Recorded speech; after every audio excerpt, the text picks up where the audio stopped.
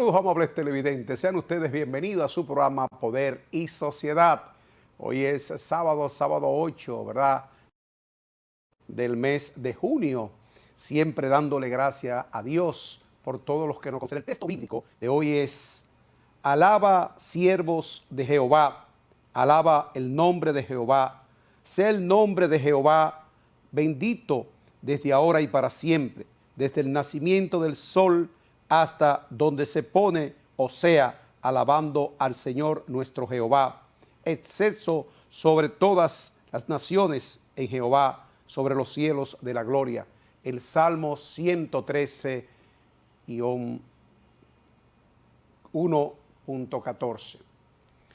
Ahí está la palabra de Dios. Vamos a seguir alabando y glorificando el nombre del Espíritu Santo, nuestro Jehová.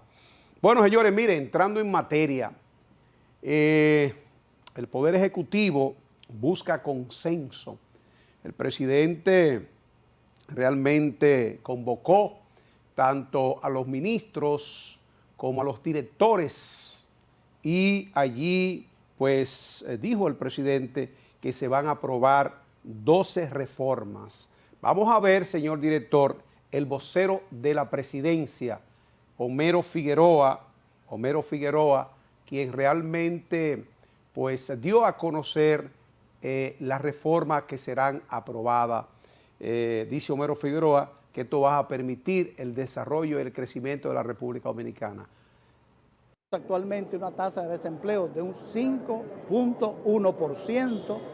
La República Dominicana por primera vez ha alcanzado la cifra de 2 millones de mujeres trabajando. Con relación a la denuncia sobre una alta cantidad de asesores en diversas instituciones, el vocero de la presidencia justificó esos nombramientos y explicó que cada uno desempeña su función.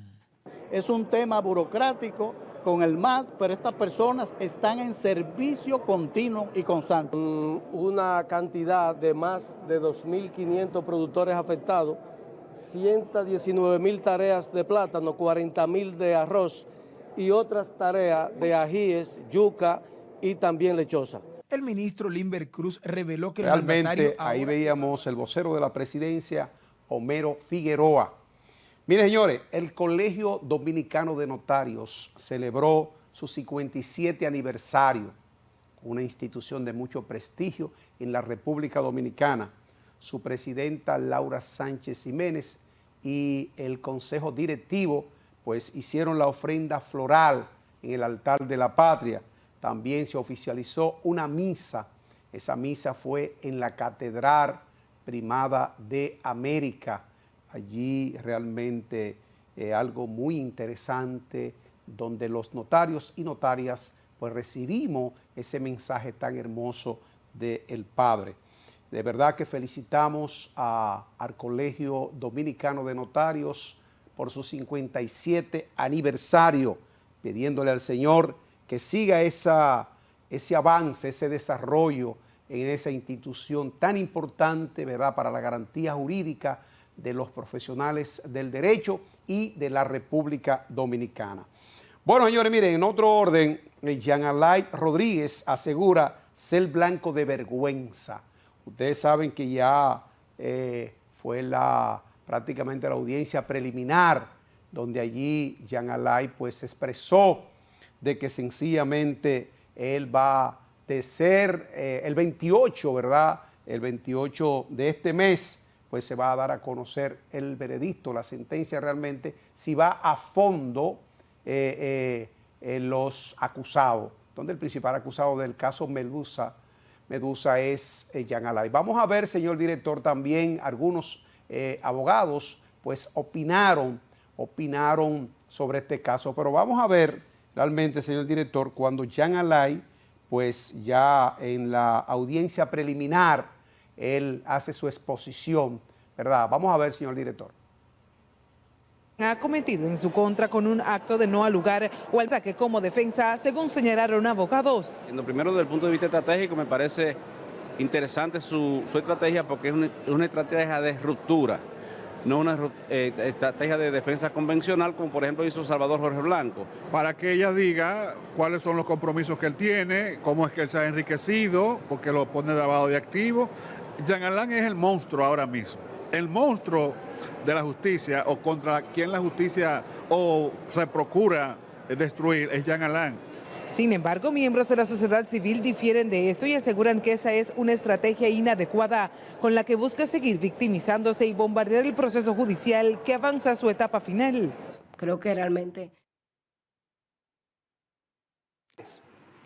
junto a el señor Espiñeira. Por eso, por las razones de mucho peso que le detallaré ahora mismo, otras ustedes ya lo han visto a lo largo, presentada por mis abogados, son nuestros testigos número 1 y número 2,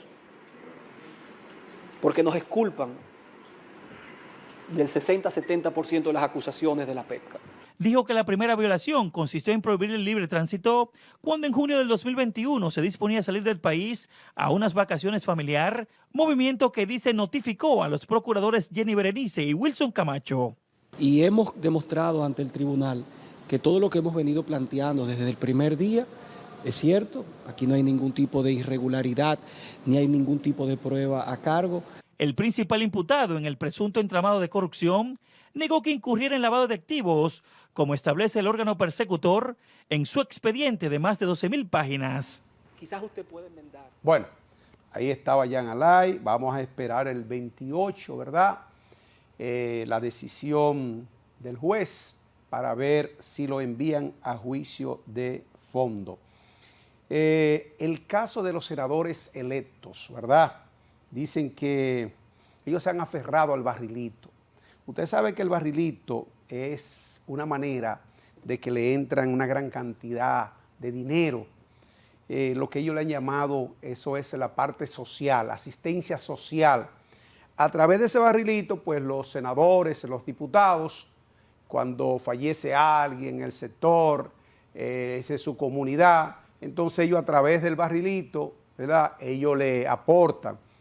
Realmente hay muchos que no tomaron el barrilito. Dicen los nuevos electos que sí, y dice el amigo Dago que él estaría en la mayor disposición y que quiere que le aporte más. Vamos a ver, señor director, esta información. En Jimaní, en Descubierta. La eliminación del barrilito parece que continuará en un plano muy lejano porque muchos de los nuevos senadores que pronto irán a la Cámara Alta aceptarán estos recursos.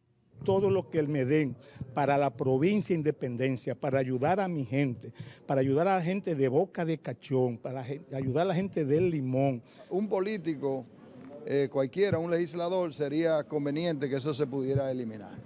Ahora, una cosa es lo que uno quiera y otra cosa son las realidades que tenemos cada provincia.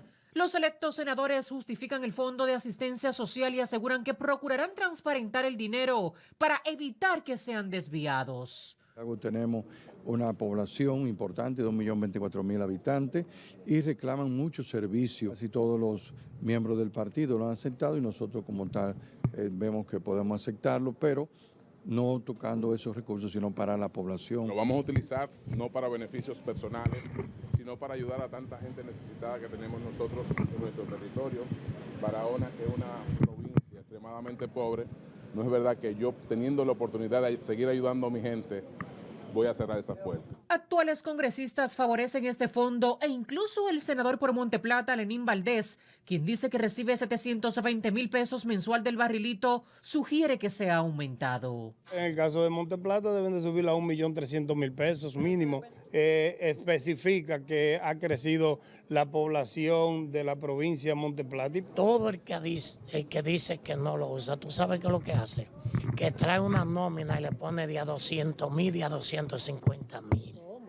Por detrás, mucha doble moral con los senadores, con algunos. En la gestión pasada, bueno, Eduardo Estrella, ahí estaba don Antonio, dice que todo el que no lo coge, ¿verdad? El barrilito tiene doble moral, porque tiene una nómina, según don Antonio. Mire, el caso de la muerte de Ambrosio Núñez. Este señor fue cuando en Santiago el asalto que se hizo al Banco de Reserva. Este señor estaba con su esposa, ellos estaban sacando del cajero un dinero realmente cuando los asaltantes, los antisociales, entraron al banco, que ya de hecho hay 4 presos, ¿verdad? Y entonces ahí él resultó herido, tuvo alrededor de 10 días en el hospital José María Cabral Ibáez y falleció. De verdad que es lamentable. También el caso, señores, que se dio aquí en la capital con relación al asalto que se hizo ahí en el Banco Popular de la avenida Luperón, que de hecho ha salido una información donde dos de los 3 que han sido acusados, pues fueron muertos, acribillados.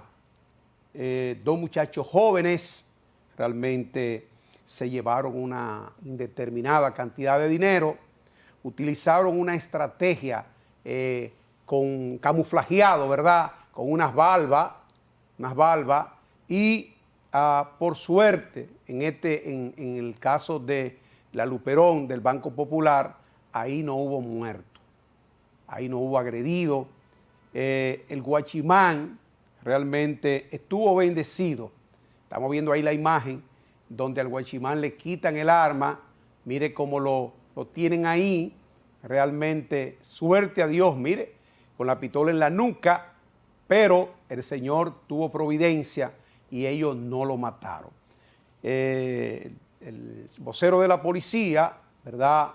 Pesqueira, ha dicho que se están haciendo las investigaciones del lugar sobre ese caso, porque de verdad hay que tener mucho cuidado. Ese mismo banco, en el 2015, ese mismo banco ahí en la Luperón fue asaltado. Entonces,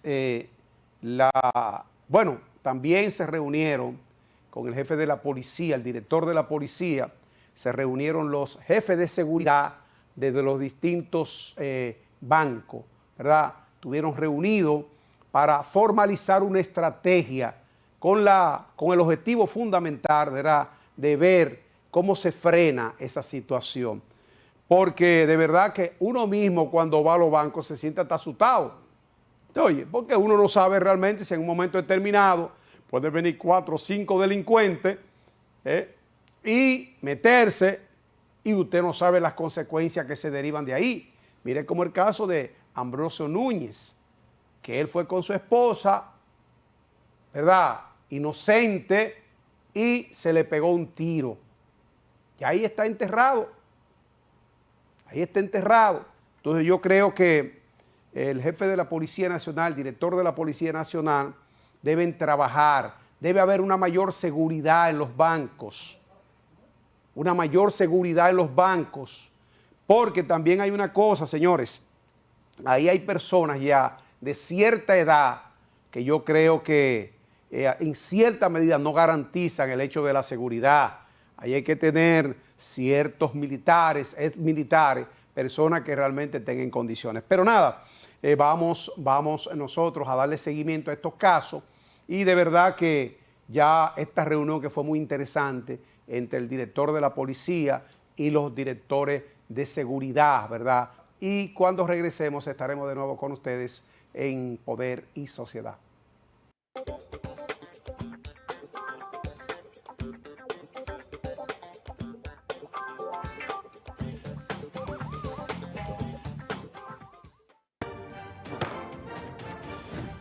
La Cámara de Diputados convirtió en ley el proyecto que modifica la legislación sobre aviación civil.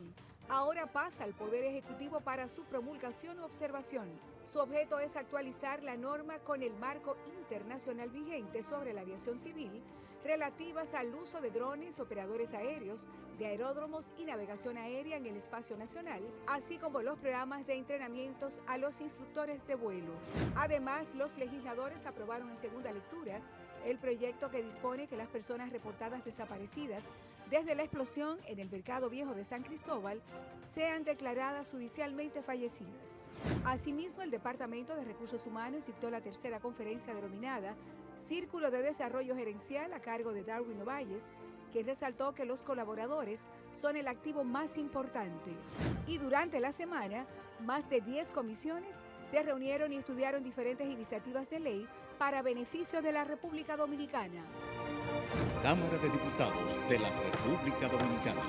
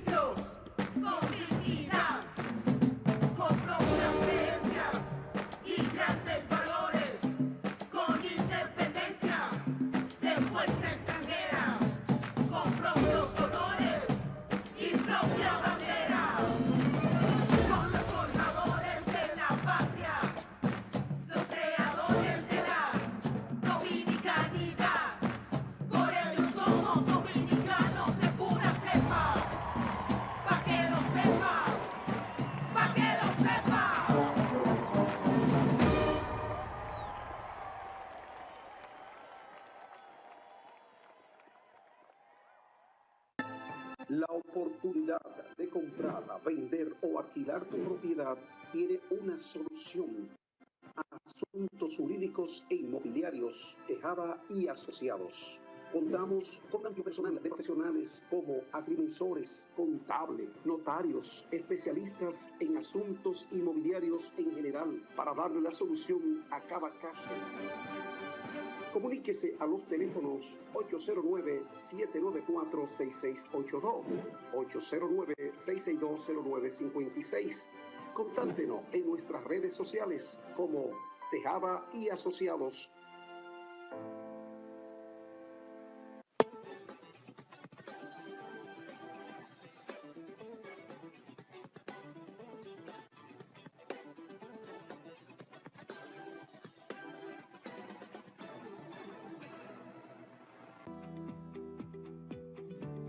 Porque juntos podemos construir la unidad, fortalecimiento y el progreso de la comunicación. Asociación Dominicana de Productores de Opinión Pública Incorporada. Somos la voz y el pensamiento de la democracia.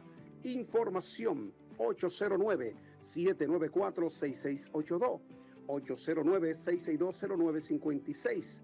Contáctenos en nuestras redes sociales como Asodoprom.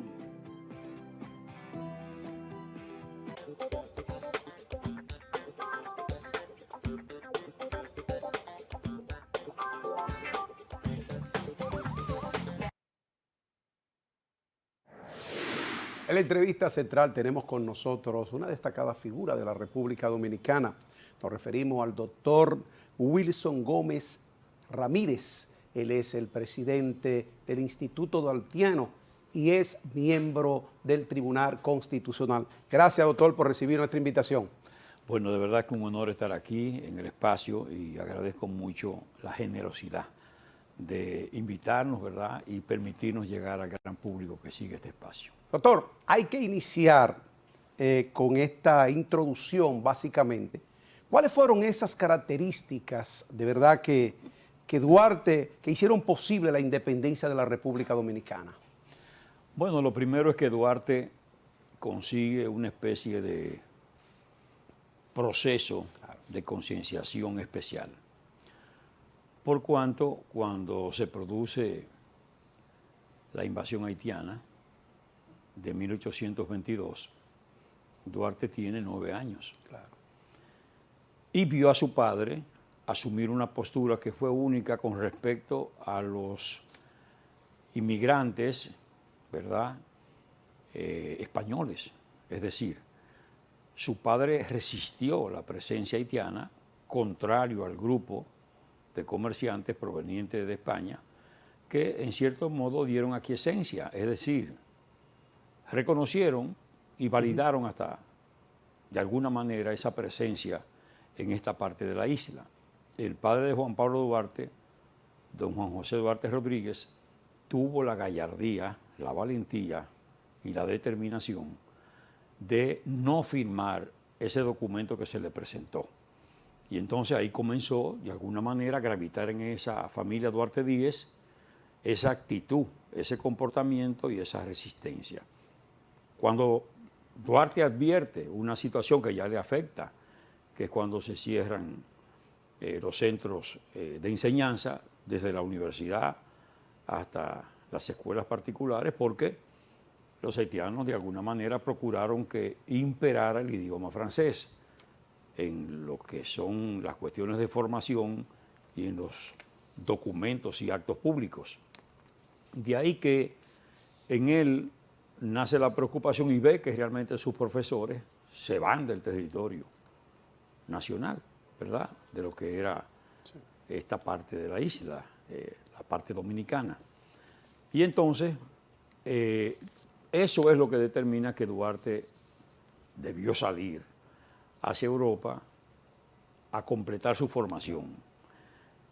El incidente que se produjo en el trayecto, en el viaje de Duarte, primero hacia Nueva York y luego hacia Europa, bueno, pues el hecho de que le cuestionaran su condición de dominicano y la recriminación del capitán de la nave que le dice, tú no tienes nacionalidad, y le dice que los dominicanos debían sentirse avergonzados de que un país de antiguos esclavos estuviera precisamente ejerciendo el dominio.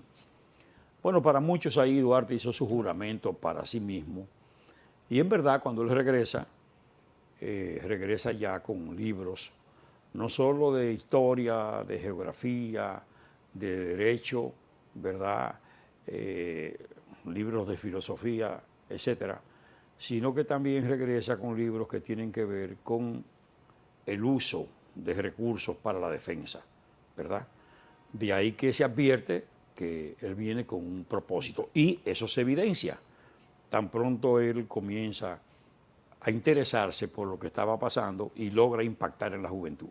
Los biógrafos de Duarte coinciden en que él tenía una personalidad atractiva, que era recto de conciencia, que identificaba plenamente lo que él quería, que sabía perfectamente cuánto tenía que hacer y de qué forma hacerlo para atraer a la juventud y concitar la atención de esa juventud y llevar una acción organizada, ¿verdad?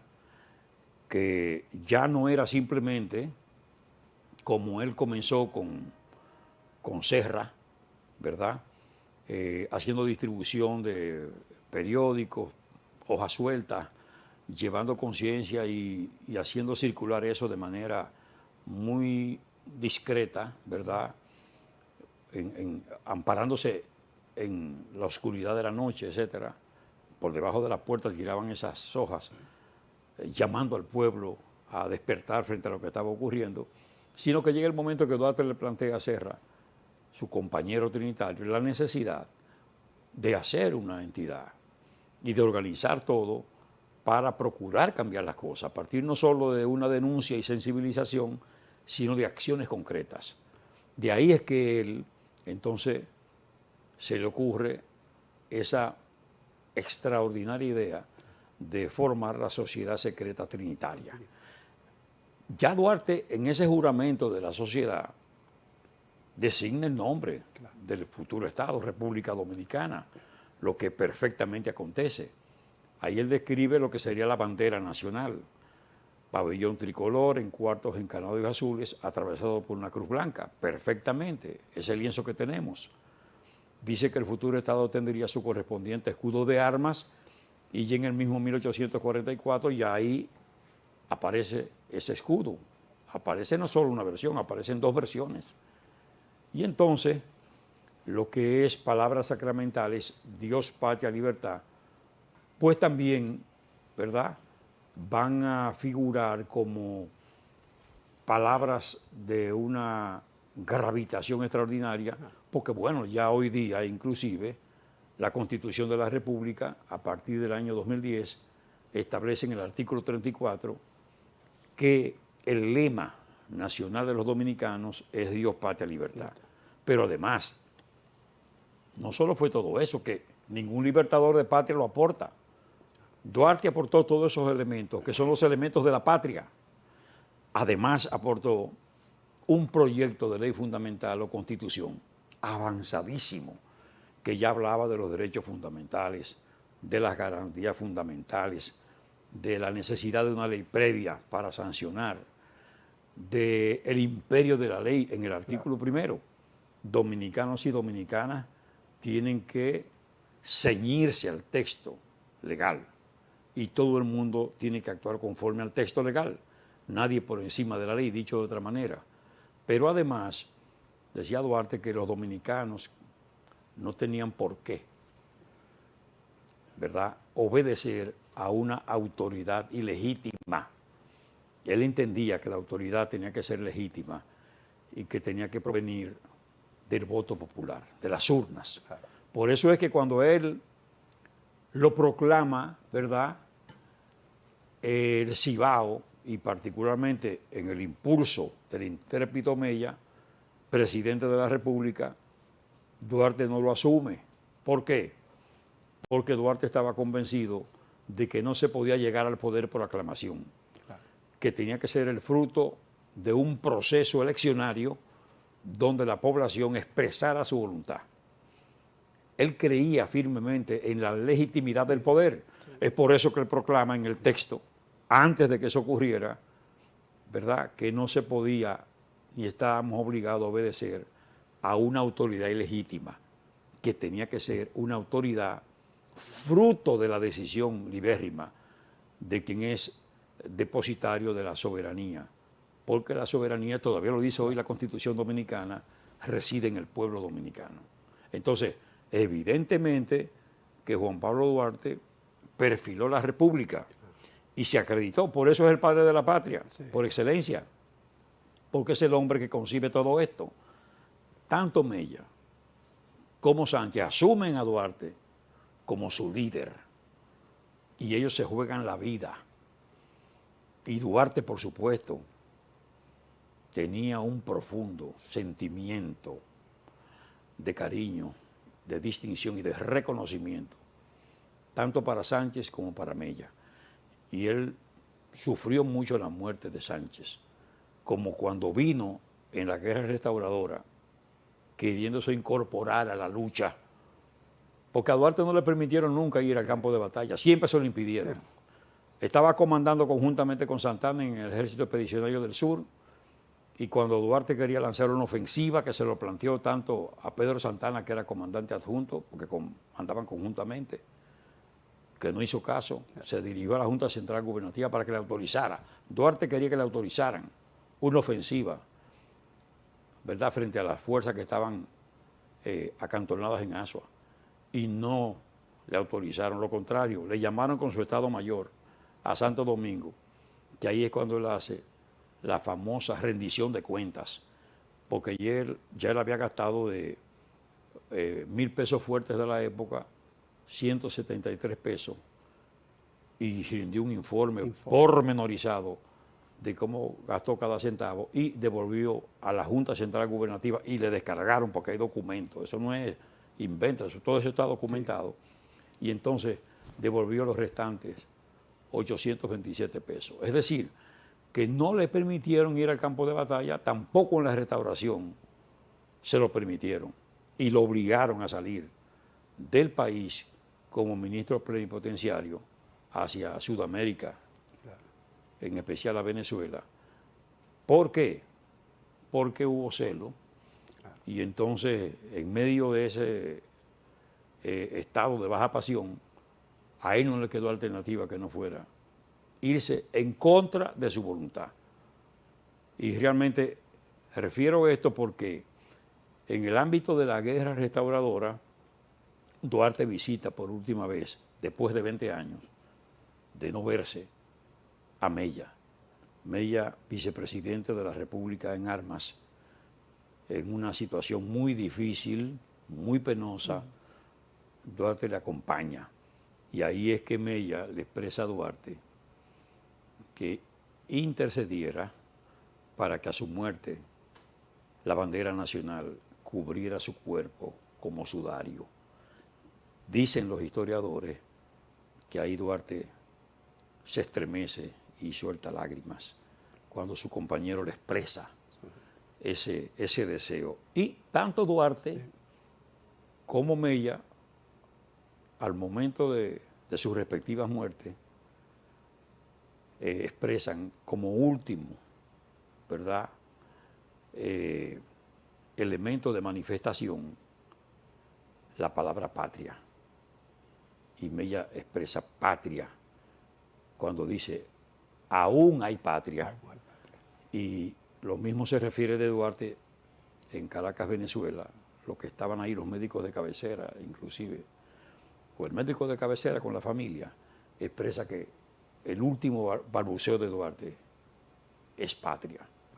Es decir, que esos hombres extraordinarios son precisamente el ejemplo que deben seguir las nuevas generaciones, la juventud de hoy, porque son referentes válidos, gente que entregó todo a favor de lo que vivimos hoy, esta libertad que estamos llamados a cuidar, que estamos llamados a preservar a todo costo.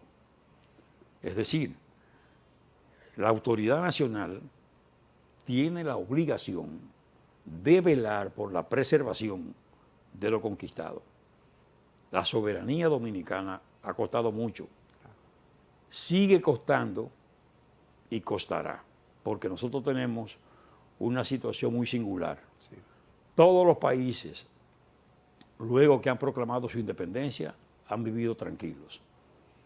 La República Dominicana en 180 años de independencia no ha tenido la fortuna de otros de poder vivir en paz. Y hoy todavía, hora a hora, minuto a minuto, segundo a segundo, fracción a fracción, tiene que estar defendiendo su soberanía, amenazada siempre. Doctor, el artículo 63, numeral 13, ¿realmente se está respetando sobre los signos patrios en la República Dominicana? Bueno, esa es la gran pena. El país nuestro, hay que admitir que hemos avanzado, el país ha avanzado, sí, pero no lo suficiente. Todavía nosotros somos un Estado de Derecho deficiente. ¿Por qué? Bueno, porque los elementos que caracterizan el Estado de Derecho son esencialmente dos. Claro. Por un lado, el cumplimiento de las leyes. Un país es más, ¿verdad?, próximo a alcanzar el Estado de Derecho cuando se cumple la ley, toda ley. Y otro elemento es cuando se acatan las decisiones de la autoridad legítima, de la autoridad competente. Entonces nosotros tenemos una cantidad de disposiciones constitucionales y leyes que no son objeto de cumplimiento, y eso es lo que explica el desorden social. Por ejemplo, medios de comunicación que no son objeto de ningún tipo de supervigilancia, de control para garantizar la vida en un marco de respeto y de dignidad. Aquí cualquiera va a un medio de comunicación de manera irresponsable, más ahora con estas redes, y destruye la honra, el buen nombre, una tradición, ¿verdad?, de una familia, es destruida, así, sin consecuencias. Lo mismo pasa, usted ve lo que hay en la vía pública, la cantidad de individuos faltándole a la ley de tránsito, y sin que haya una reacción de nadie. Pero como esas disposiciones otras, muchas otras, que no se cumplen. Y ni la misma Constitución, algunos partes. Bueno, ahí está el ejemplo de la queja del Tribunal Constitucional, en el sentido de que más de 100 disposiciones del Tribunal, sentencia, que la propia Constitución dice que esas decisiones son definitivas, no son objeto de ningún recurso y son de cumplimiento obligatorio. ¿Por quiénes? Por todo el mundo, pero en especial por quienes han jurado respetar y hacer respetar la Constitución y las leyes de la República. Entonces, eso habla muy mal, ¿verdad?, de el sentido de responsabilidad y cumplimiento de quienes ostentan posiciones públicas en el país. Y en lo que tiene que ver con esa puntualización suya, muy atinada, con relación al artículo 63, numeral 13, ciertamente ese es un emplazamiento, porque esa es una disposición que manda como cuestión obligatoria que la autoridad educativa, ¿verdad?, incluya en los programas de formación la educación cívica. Que hace falta, doctor. ¿Cómo que se hace falta? La moral y las buenas costumbres manda a que se enseñe la historia, ¿verdad?, y procura, por encima de todo, que al cumplirse con esto se propicie la paz social. Pero, lamentablemente, eso no se cumple y no hay consecuencia. Cuando en un país cualquiera una autoridad transgrede un precepto constitucional, coloca al individuo en el trayecto de irse a las barras del Senado a responder en un juicio político. Porque esas disposiciones son supremas y el que no respeta la Constitución no respeta nada. Y yo le voy a decir una cosa. Los cánones constitucionales están para ser cumplidos. Porque usted juró hacerlo. Ahora nosotros nos damos el permiso de no cumplir nada y de mantenernos al margen de las disposiciones. Y violamos legales todos. sin consecuencia. Eso es verdad. Y eso es grave. Una sociedad así no avanza institucionalmente y corre riesgo del desconocimiento. ¿Por qué? O porque si usted como autoridad desconoce un precepto constitucional, está el ciudadano común obligado a respetar esa autoridad. Pregunto. Entonces, eso es muy severo. Yo creo que nosotros tenemos que pensar más en la patria, más en la institucionalidad, porque el compromiso es serio. Aquí hay gente que no sabe, llega a posiciones públicas y no sabe cuál es su responsabilidad y entiende que llegó a un asunto que es propio, privado, y actúan así. Y eso no puede ser. No ahora. Ha sido eso por muchos años. El ejemplo de Duarte, que fue una referencia de devolver el dinero como una muestra de cómo se debe transparentar las cosas. Claro, y particularmente la transparencia. Pero el problema es que nosotros seguimos sin autocriticarnos en una pendiente que nos coloca en una situación de severo cuestionamiento. Por ejemplo, nosotros tenemos frente al Palacio Nacional una estatua de Benito Juárez. Y tiene, ¿verdad?, su expresión el derecho ajeno a la paz. El respeto al derecho ajeno a la paz. Pero a mí me parece que uno es un extranjero que tiene que estar con ese dedo en lo que es el emblema mayor de poder del país. Ese emplazamiento debe hacerlo un dominicano, Juan Pablo Duarte, que esté ahí diciendo: el gobierno ha de mostrarse justo y enérgico y transparente, o no tendremos patria, ni libertad y en consecuencia ni independencia nacional. Eso es lo que tiene que decir ahí, con Duarte. ¿Usted me entiende? Pero aquí estoy de acuerdo.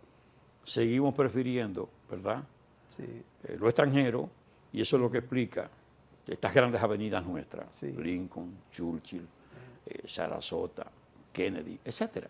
Y nuestros grandes héroes olvidados. Exactamente, quedaron allá en la vieja ciudad.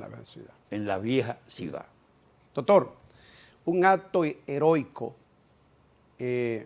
hizo el Instituto Daltiano, el hecho de reconocer 25 personalidades en el marco de la soberanía.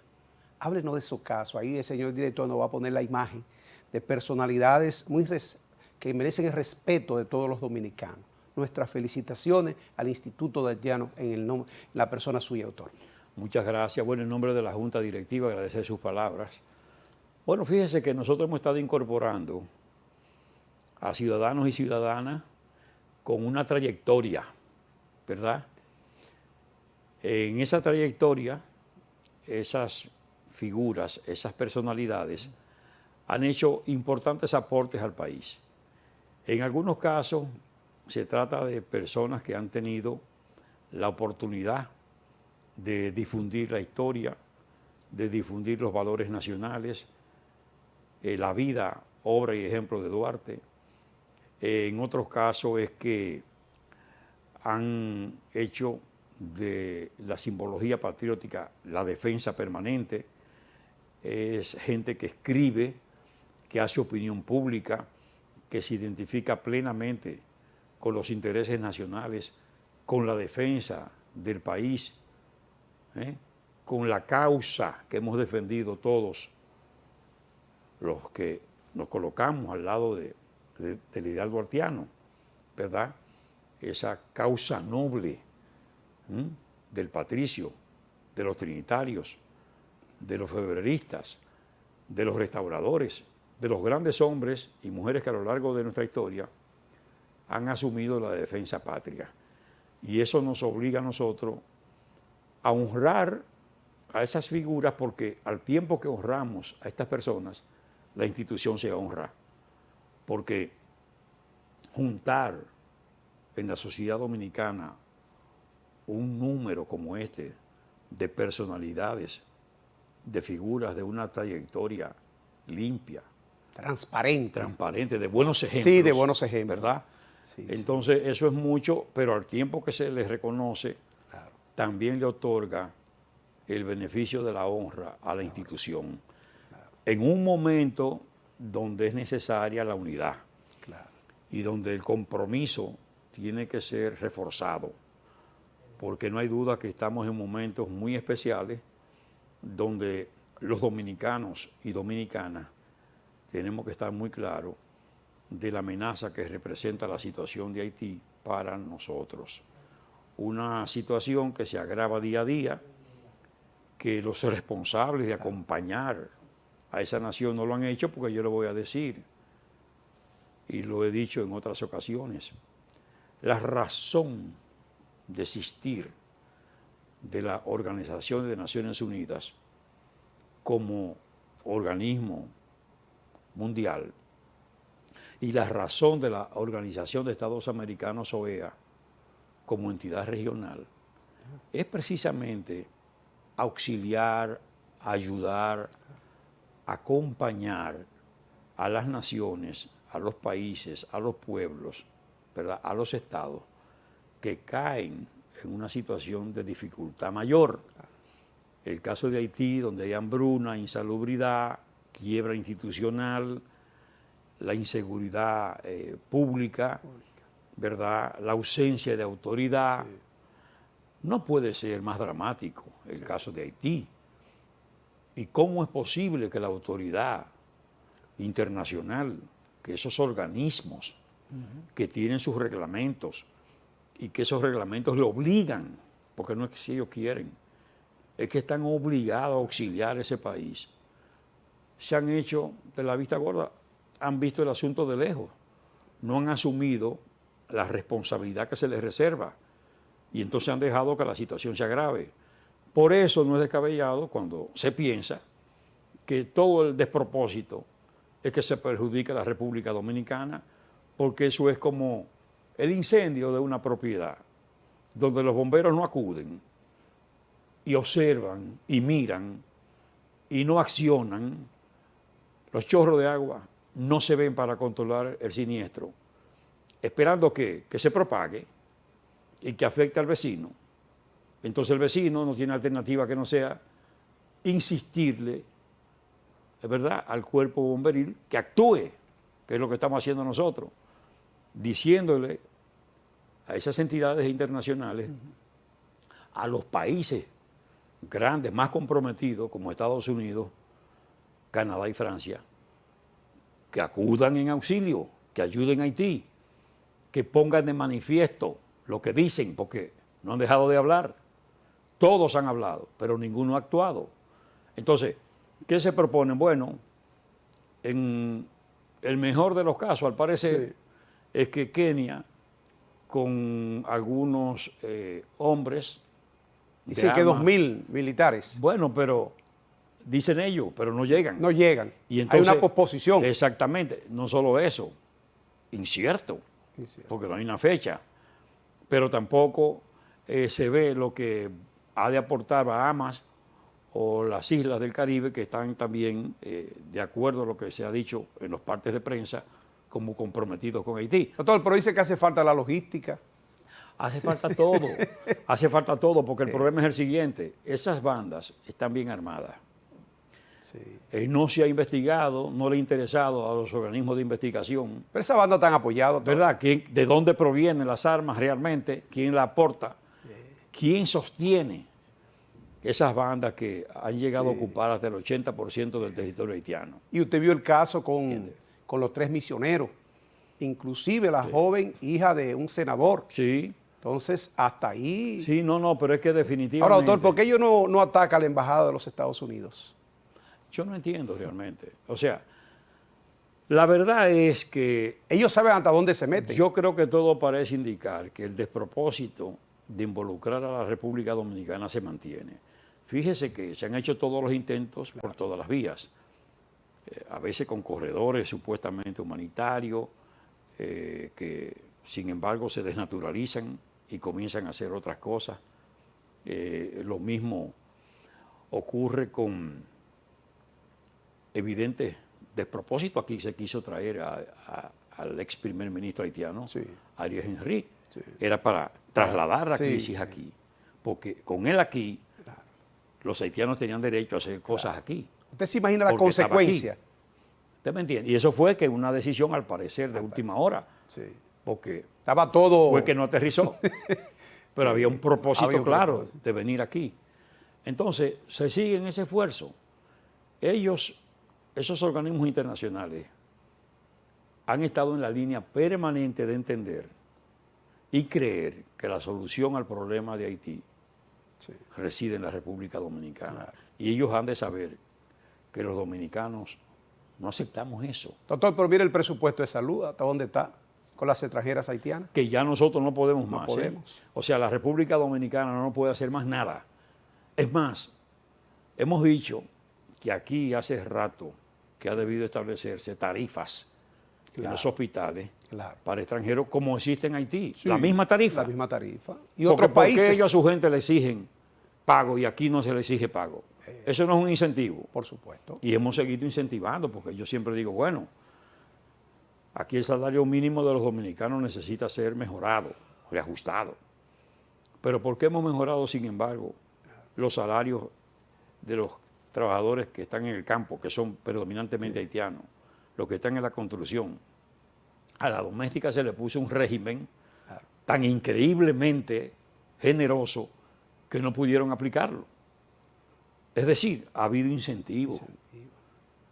Lo que estamos hablando de la ley. La ley de migración se cumple, doctor, porque aquí tenemos silenciosamente entrando. Mire. Escúcheme, doctor, pero aquí hay ya provincias y sectores que son haitianos.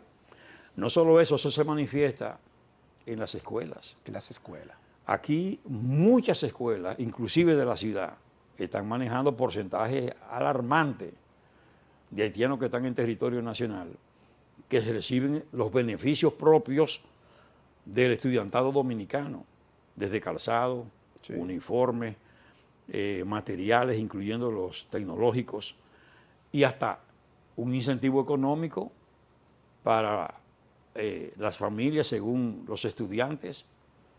Entonces, todo eso tiene que ser objeto de tratamiento por la autoridad nacional para saber hasta dónde nos están incentivando las cosas. Y un asunto inaceptable es que haya puntos del territorio donde la autoridad no tiene el dominio, como el caso del hoyo de Friusa. Eso hay que regularlo, eso hay que controlarlo. Nosotros no podemos tener aquí nada, ningún espacio material de la geografía donde la autoridad no pueda llegar e imponer el orden. Apareció una bandera ahí hace poco, no se ha explicado. La ley de simbología patriótica, que es la 210-19, establece claramente que una bandera de otro país solo puede ondear sola en territorio nacional en los recintos diplomáticos, consulares y sus dependencias.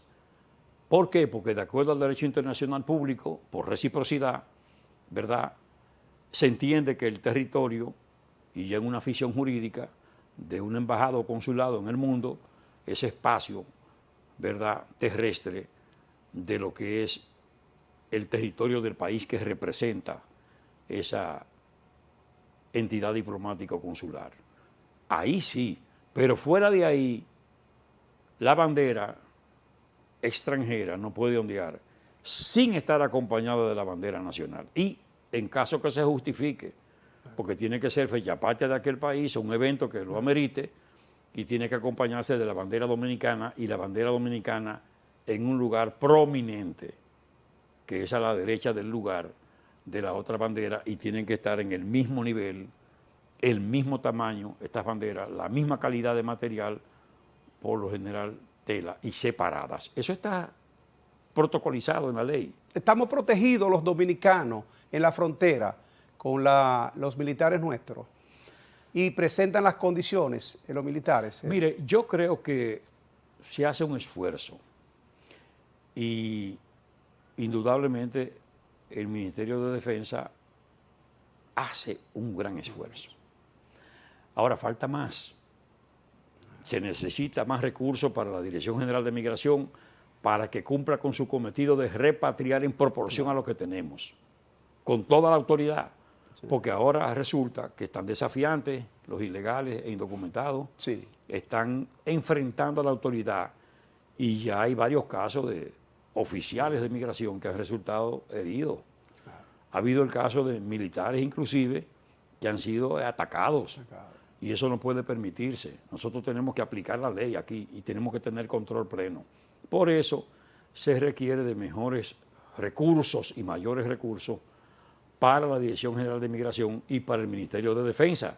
Claro. Nosotros hemos dicho que hay que pensar que estos son problemas que no son circunstanciales, que no son episódicos. Claro. Estos son problemas de permanencia.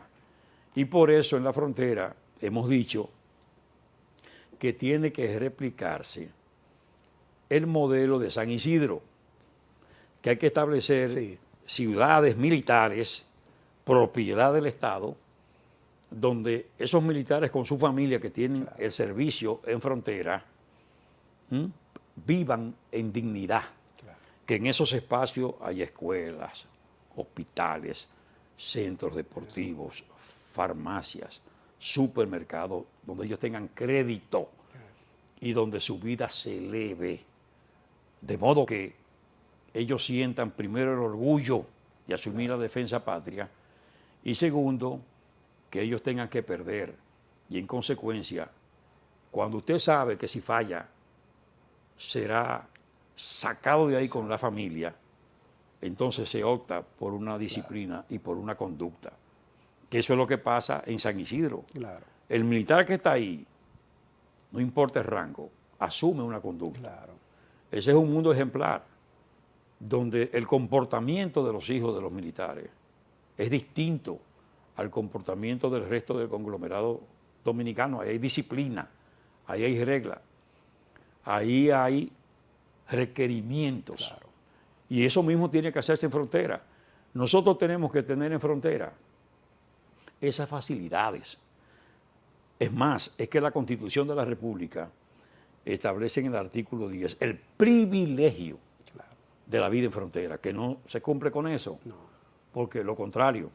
Por eso es que se están dando las ocupaciones territoriales de determinadas secciones, distritos municipales, municipios, de provincias fronterizas y semifronterizas. ¿Por qué? Porque la gente se ve tentada a salir de esos ámbitos, y en la medida en que se abandonan los ámbitos, esos extranjeros ilegales indocumentados ocupan el espacio y se pierde, ¿verdad?, la posibilidad de mantener la dominicanidad, tenemos un problema ahí en ese mismo artículo 10, donde hay una reserva de ley que establece la necesidad de que se haga una disposición que garantice la titularidad de la tierra en una franja, en una extensión superficial determinada de tierra, como hacen todos los países que tienen esa situación limítrofe, que de alguna manera garantizan, por un lado, la estrategia y por otro lado, la soberanía terrestre. De modo que un extranjero no pueda adquirir tierra en esa franja, no en toda la franja fronteriza, sino en una franja inmediata que garantice, como he dicho, esa soberanía, ¿verdad?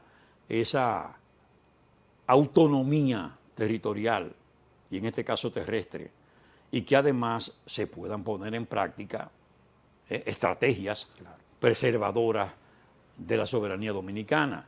Todo ese esfuerzo hay que hacerlo y tenemos que tener conciencia, pero eso tiene 14 años y en el Congreso no se ha sometido el proyecto orientado a eso. Aquí vivimos descuidados. Sí. Ahora mismo tenemos el problema de la zona colonial. En la zona colonial hay cantidad de adquisiciones por parte de extranjeros, no solo de haitianos, que están adquiriendo mucho, extranjeros en sentido general. ¿De qué?